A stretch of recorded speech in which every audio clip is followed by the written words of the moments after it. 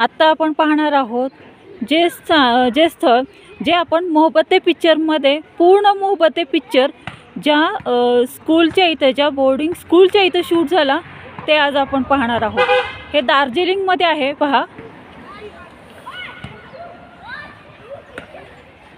दाखव पहा इथे मोहब्बते मधली पूर्ण शूटिंग इथे झालेली आहे। टोटल शूटिंग इथे ना मोहब्बते मधले परत अजून मेहुना अशा फिल्मचे शूट्स इथे झालेले आहेत। ॲक्च्युली स्कूल आहे, स्कूलमध्ये आता आपल्याला जाऊन देत नाहीयेत तर आपण बाहेरूनच ह्याची शूट घेत आहोत। मुलं खेळत आहेत, तुम्हाला दिसत असेल। हे पहा सेंट जोसेफ स्कूल दार्जिलिंग दाखवते मी तुम्हाला। हे पहा सेंट जोसेफ स्कूल। हे पहा इथे मोहब्बते मेहुना अशा पिक्चरची शूट्स झालेले आहेत।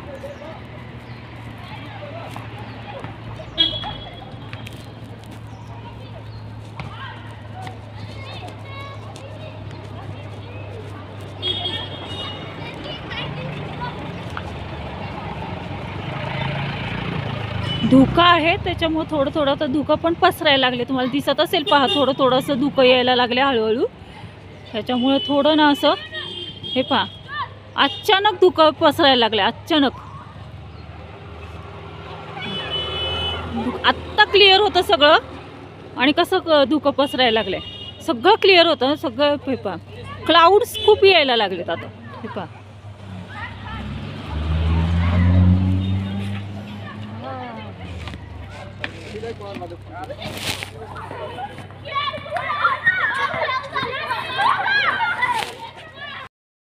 पहा इथे मोहब्बते पिक्चरचे शूट झालेलं आहे। मोहब्बते मेहुना या पिक्चरचं शूटिंग या बोर्डिंग स्कूलमध्ये झालेलं आहे सेंट जोसेफ दार्जिलिंगमध्ये। तर आता क्लाउड्स खूप यायला लागले अचानक, आता क्लिअर होतं सगळं आणि आता क्लाउड्स आलेले आहेत। तर चला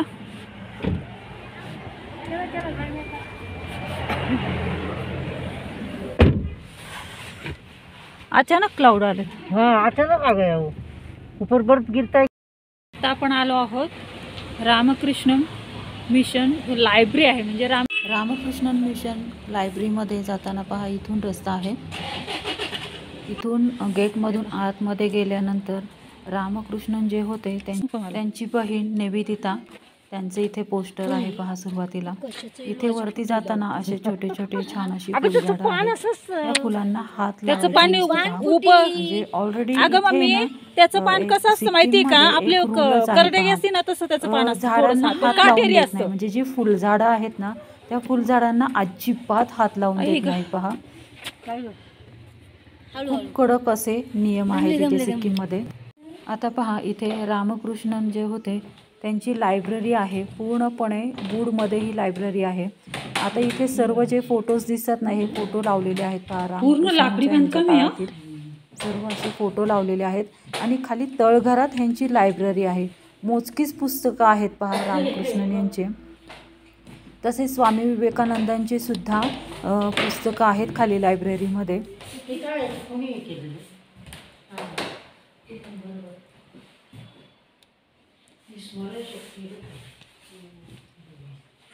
अशा पद्धतीने रामकृष्णन यांच्या काळातील सर्व फोटो इथे लिहिलेले आहेत आणि शिवाय इथे शांतता खूप महत्त्वाची आहे। पहा आणि रामकृष्णन जे होते त्यांच्या बहिणीने निवेदिता यांनी जे जे कार्य केलं ते सुद्धा खाली तळघरात लिहिलेलं आहे। पहा तुम्हाला दिसेलच।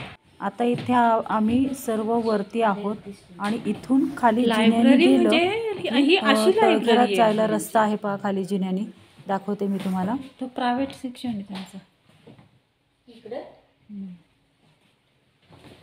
नाही जाऊ शकत ना आपण। पहा इथून जिन्याने तळघरात जाऊन आपण लायब्ररी त्यांची पाहू शकतो। आता पहा अशा पद्धतीने हे वरती असे फोटो आहेत लावलेले। सगळं पुरातन आहे हा. मग बघायला पाहिजे ना, हे आपल्याला किती कळणार आहे. मग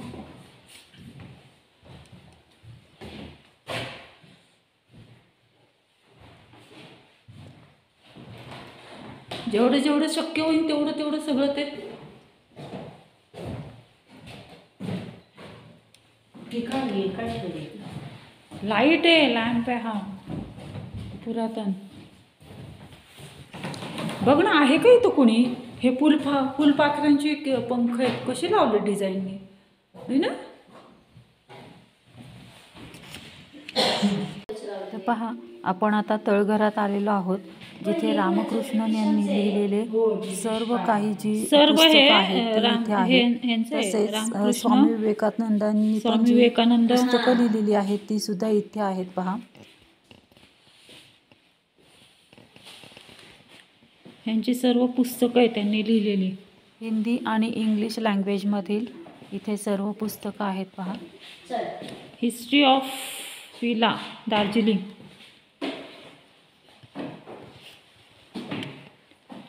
थांबाय, मला एकटीला ठेवून चालत काय? चांगला अभ्यास होईल शांततेने.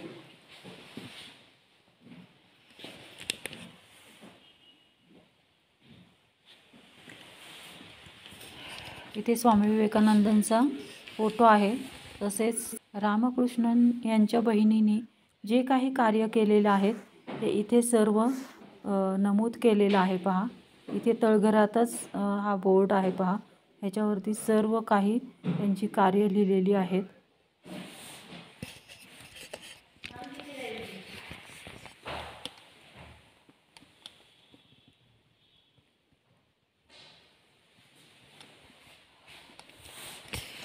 पहा, अशा पद्धतीने ही रामकृष्णन यांची लायब्ररी होती.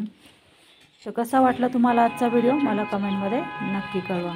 भेटूयात आपण अशाच नवीन व्हिडिओसोबत, नवीन कुकिंग अँड ब्लॉगिंग व्हिडिओमध्ये. तोपर्यंत सर्वांनी तब्येतीची काळजी घ्या. आजचा व्हिडिओ आवडला आपले यूट्यूब चॅनल कुकिंग अँड ब्लॉगिंगला लाईक, शेअर आणि सबस्क्राईब करा.